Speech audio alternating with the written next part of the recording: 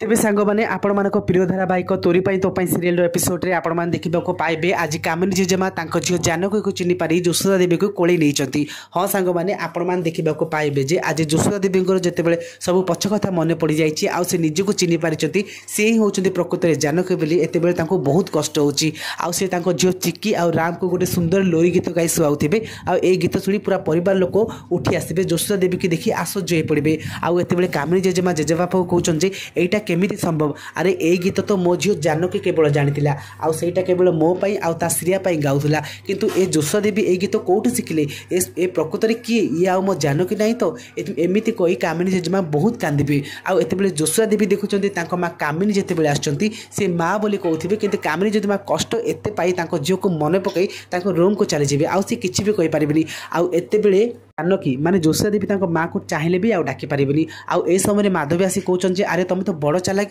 तुम भाविच एमती सब खेल कर तुम आम समस्त को बोका बनईदेव ए गीत आम जानकी आम समस्त गाऊला आ तुम ए गीत कौट शिखिल अरे बा तुम मैंने तो बहुत चालाक आते रोही जाई जिते राम को उठेबा को चेष्टा करते जोशोदा देवी रागिजे आ रोहीर हाथ को धरवे आउ कहे तू केबे भी ए भूल करें मुझे कही ना दिने मो राम मो चिकी पाखु आसो आ देख ए मो राम मो चिकी पाखे अच्छी आमती कही से तड़ी दियंती एपटे चिकी कांदिबा देखी